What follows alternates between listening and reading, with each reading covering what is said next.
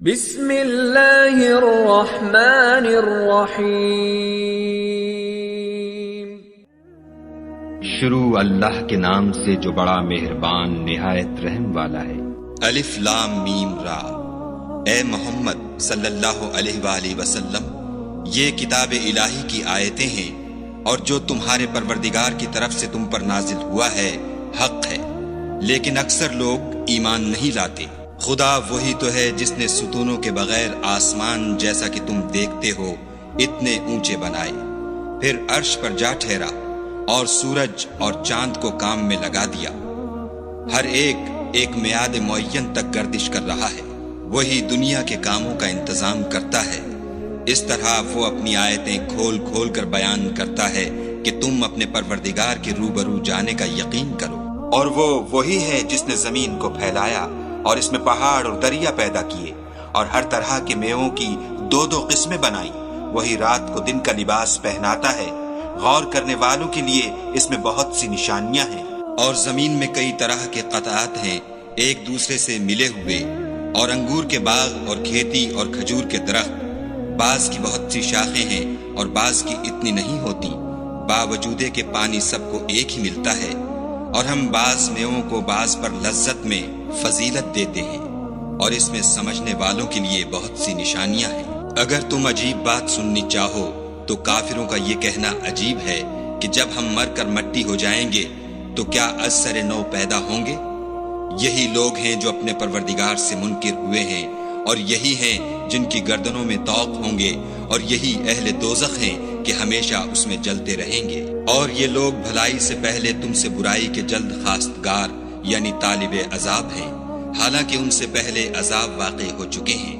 اور تمہارا پروردگار لوگوں کو باوجود ان کی بے انصافیوں کے معاف کرنے والا ہے، اور بے شک تمہارا پروردگار سخت عذاب دینے والا ہے۔ اور کافر لوگ کہتے ہیں کہ اس پیغمبر پر اس کے پروردگار کی طرف سے کوئی نشانی نازل نہیں ہوئی۔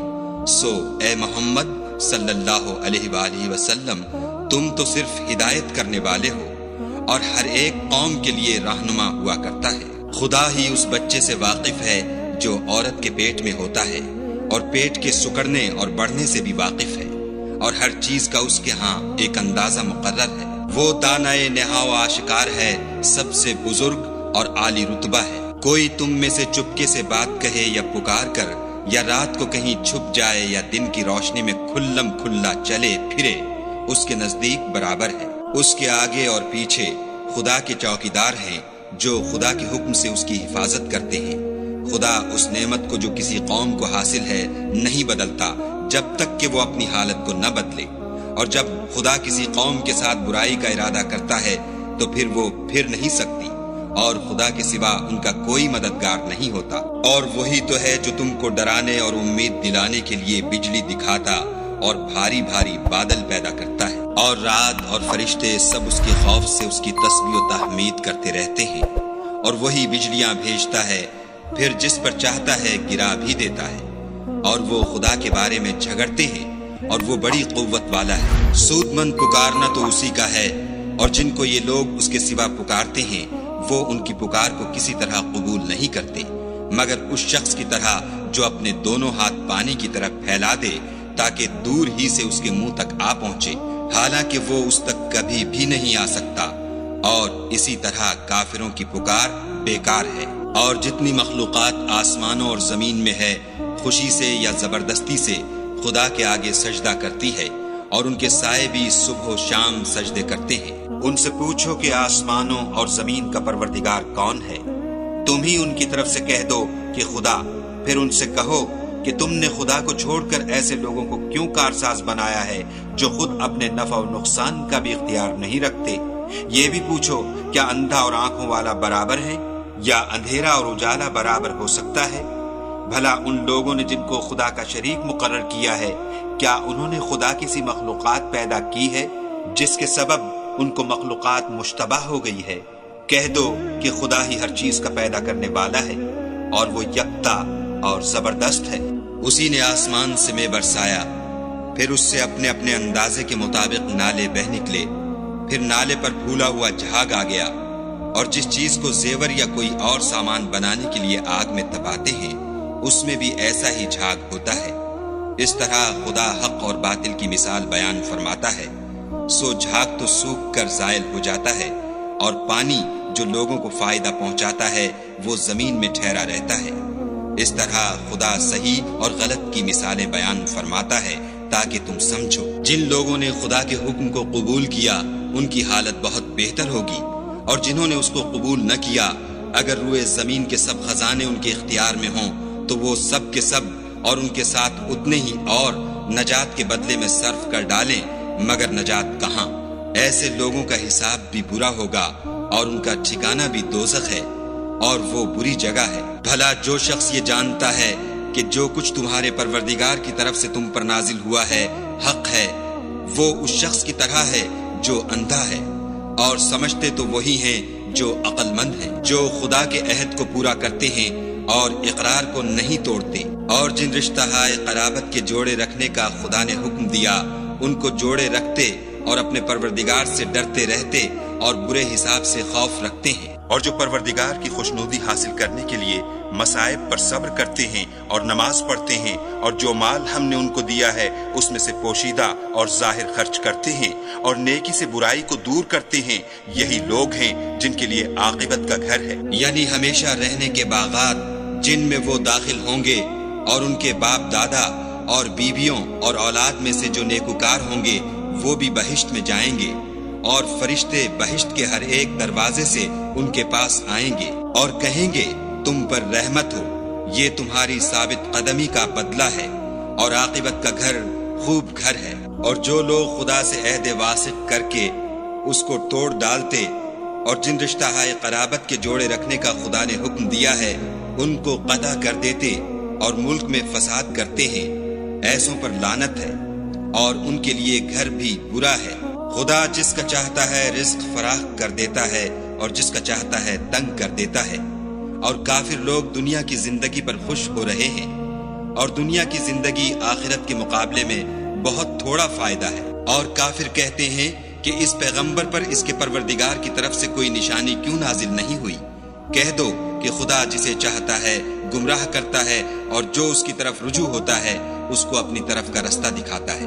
یعنی جو لوگ ایمان لاتے اور جن کے دل یاد خدا سے آرام پاتے ہیں ان کو، اور سن رکھو کہ خدا کی یاد سے دل آرام پاتے ہیں۔ جو لوگ ایمان لائے اور عمل نیک کیے ان کے لیے خوشحالی اور عمدہ ٹھکانہ ہے۔ جس طرح ہم اور پیغمبر بھیجتے رہے ہیں اسی طرح اے محمد صلی اللہ علیہ وآلہ وسلم ہم نے تم کو اس امت میں جس سے پہلے بہت سی امتیں گزر چکی ہیں بھیجا ہے، تاکہ تم ان کو وہ کتاب جو ہم نے تمہاری طرف بھیجی ہے پڑھ کر سنا دو۔